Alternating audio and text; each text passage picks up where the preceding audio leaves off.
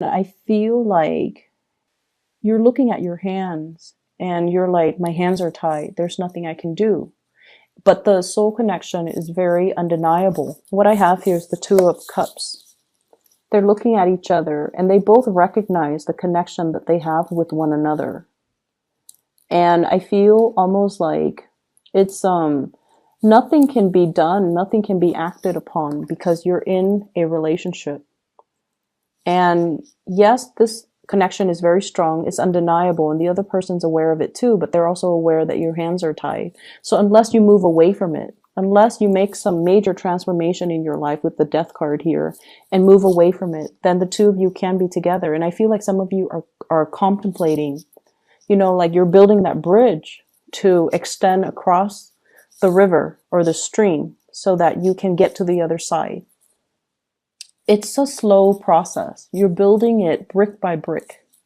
It's going to take some time and you're doing it on your own. So I feel like some of you are thinking about possibly leaving a partner or leaving a marriage situation, and you're biding your time, or you're waiting for the perfect moment, or you're trying to get everything in order first before you make this transition.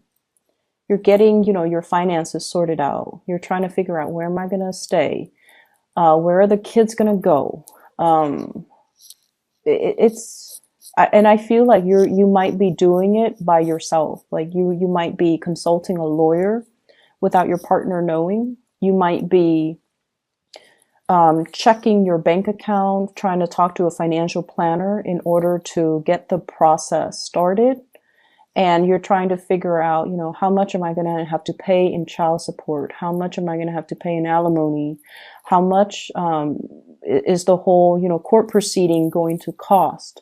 Am I able to afford it? And things like that. So you're trying to flush out the details. You're doing the preliminary research. But I definitely feel like you've already made up your mind that you want to transition. So that's what I'm seeing. And I feel like for many of you, you have left a relationship and you're heading into another relationship. And it seems like there isn't any time at all for, being on your own and healing and kind of processing everything that happened. Because I feel like one relationship left you very, very dejected. And then the next person that you meet, they kind of really uplift you. And so you're transitioning like seamlessly from one relationship to the next. And the universe is pretty much telling you to slow down, take some time to be on your own, take some time to process what happened, and take some time for you to be okay first on your own before you rush into this next relationship. They like you. They're not going to go anywhere. What I have here is the Ace of Cups. This is new love. Something that is brand new, that is being offered to you. And I have here the Nine of Cups, which basically means the person that is coming through, that is the new person, is very much close to your, it's like your ideal version of Mr. or Mrs. Right. Okay. So this is somebody that is quite significant and you feel like you can build with this person, like it's going to be there for the long haul, or you feel like you can, have a family with this person. So if you feel that way, you need to make sure you come into it 100% ready.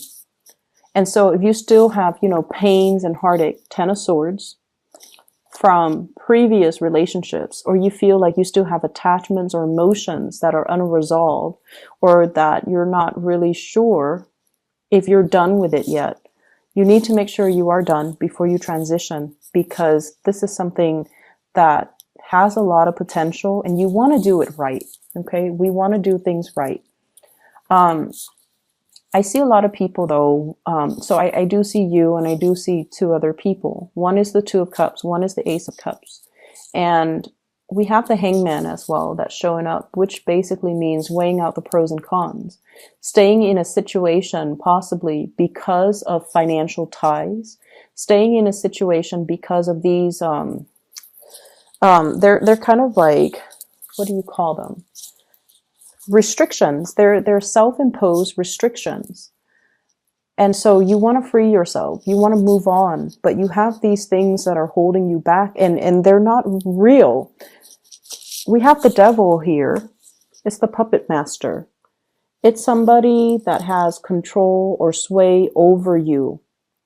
Okay, but this puppet, he's got a pair of scissors. He can cut himself loose at any time.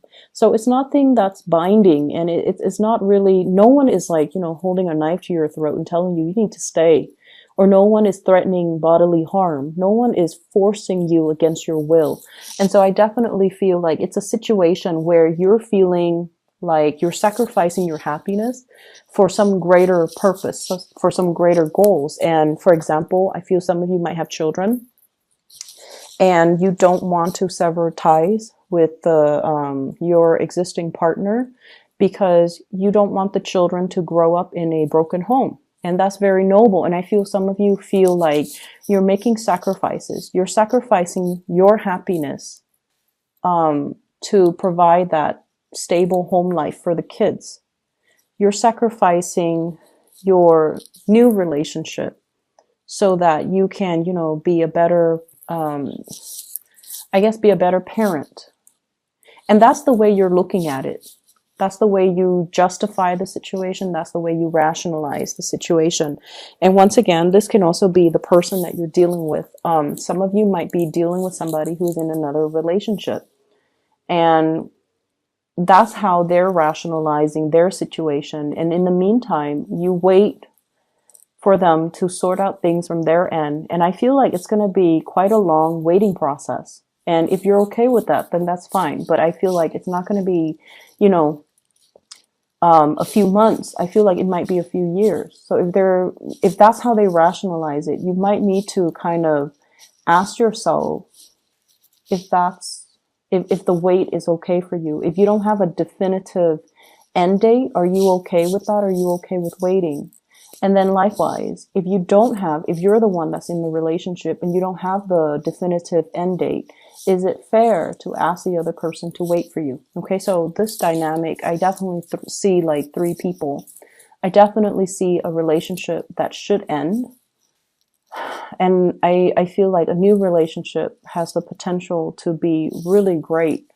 But for whatever reason, somebody's rationalizing staying in a situation because they feel like there's a more noble, they're making a sacrifice for a noble end. And I feel like that's not really the case. There definitely is some financial entanglements between them and another person. So if their rationale is, it's for a noble cause, I think like that's a lie that they tell themselves. That's not really grounded in reality. And I keep getting this, this hangman. Somebody is saying something, rationalizing a situation, and it's not really grounded on reality. It's kind of like the lie that we tell ourselves to make the situations to justify a situation or to make a situation more bearable, but is not really grounded on reality. Okay, so I definitely see some financial entanglements. That's disallowing one person to leave, and that's all it is. It has nothing to do with a noble cause or anything like that. And so let's not fool ourselves. I just feel like if someone just makes up their mind and leaves a situation, everything would be so much better. All the cards on the bottom row promise a lot of new beginnings and love and abundance.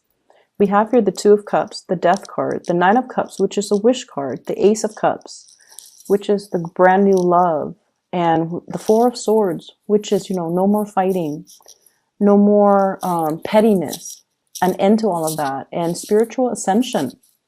So everything here is just really, really good. If somebody chooses to just walk away and move on to the new phase in their lives, everything will be so much better. But all the cards on top indicate to me here, we have the Ten of Swords, which is betrayal. the Three of Wands reverse, waiting for something and it's not coming in. The Devil being tied to something.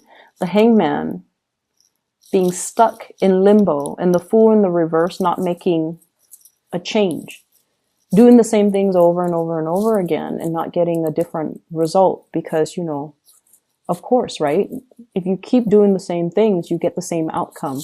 So we have some things here that we have to kind of face up to the truth about. And it could be, you know, somebody that you're dealing with, or you might be in the situation and things are not working out anymore. But you keep building, you keep trying to mend the bridges, you keep trying to fix things. I'm seeing as well for many of you, there is a big realization here that what I'm feeling is there might be friends or there might be habits that you're headed towards that might not be good for you. Okay. I see overindulgence. I also see a lot of drugs and alcohol and dependency. And I honestly feel drugs. And so you could be whatever age watching this, but I feel almost like you want to be a little bit careful about who you surround yourself with. And you want to be careful about the choices that you make. And you want to be careful as well. Mending bridges with the people, the relationships that have gone south, the people that really care about you. You want to just be careful about that, okay? Maintaining and preserving those relationships and putting them in a place of sacredness so that they don't get tarnished, so that they don't get damaged, okay? So really valuing the proper relationships and the proper people. And I know that I tend to get a little bit negative when it comes to readings for Libra, but I feel like this reading in general, there's definitely two different paths here that you can take. One path means letting go, letting the past go, jumping into something new, a new love relationship, a new partner that is waiting for you. And then the other path, it's about stagnation and it's about, you know, toxic situations. And I feel for some of you who might be a little bit younger too, branching off with a new group of friends who care about you rather than getting involved with these group of friends who actually get you in trouble. Okay, so that's what I'm getting here with this spread. And I really can't, you know, interpret it another way. And I feel like, you know, you have so much potential here to walk the right path. So once again, this reading might run longer than expected, but I feel like I want to get the message why the energy is so like split right down the middle. First of all, we have here the World, and this usually denotes to me as well, you know, a sense of protection. And here's the thing, when it comes to this protection, there is divine protection where, and you know, Sagittarius, they get this because they are always divinely guided and protected. They're kind of clumsy, and a lot of the time they overestimate their abilities. And I don't know if, you know, Sagittarius are cross-watching. If you are, no offense, but Sagittarius tend to overestimate the capabilities. They overextend their time, and they're a little bit more accident prone. But they always bounce back. They always, you know, land on their feet. It's divine protection. They're divinely protected by their ruling planet Jupiter. Okay? And then I feel for many of you, there's a sense here about somebody being very sheltered. Okay? Protection coming from, not so much from the divine, but coming from a physical person. Every time you run into trouble, somebody is there to bail you out. Okay, so it's like you're living in a bubble. You're living in a bubble and you feel like life can never go wrong because every time something happens, somebody comes and bail me out. And obviously this is not going to apply to everybody. It's going to apply to those select few that are dealing with this issue because I'm asking why the energy is so split down the middle.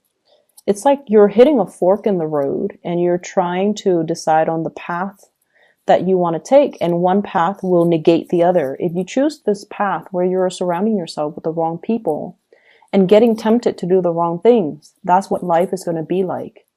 Stagnation, lack of progress, okay? If you're choosing this really beautiful path, new friends, self-love, moving forward, recognizing, like mending bridges, okay? Mending the rifts between you and other people. Acknowledging the mistakes that we have made to create these rifts. And then aiming to not make those mistakes in the future. I feel like it's going to allow you to reach a place of harmony. But going back to this, every time we make a mistake, somebody comes into the picture and bail us out. We don't learn. We don't learn as a result. And I feel like this is what life is about. Every time you've made a mistake in the past, somebody has come and bailed you out. And so you're at this junction in your life right now, and you feel like, oh, if I take this path here, which is not good for me, at the end of the road, somebody's gonna, bail me out. And that's a fallacy. I don't think that's gonna happen. But you believe in it. And so what you do right now is very, very important, Libra. Don't let the choices that you make negatively affect the people around you. And especially, don't let the choices that people around you negatively affect your life as well. Surround yourself with better people. Surround yourself with people that really care about you. Okay? You have a lot of love here. So that's what I'm feeling, and I feel like that's why the cards are so clearly split down the middle. A lot of the times, life deals us with difficult circumstances and difficult situations, because before we were even born, we sign a soul contract. The lessons that we want to learn, the people that we want to meet, the people that we choose to be with, all of those are basically signed and created with your soul contract. And I feel like you have a lot of soulmates along the way that are trying to, they're in your life to show you a better way, to help us alleviate a situation. And I feel like you might not have realized who those people are until they're no longer in the picture. And then I also feel like, the life that you have chosen, it comes with a lot of divine protection. People protecting you, sheltering you from the negative things. But I feel like it's disallowing you an opportunity to really live your life, make your own choices, and to deal with your own consequences of those choices, because they always are there to soften the blow or cushion the fall or protect you in some way. And it's creating this false sense of security is what I'm feeling.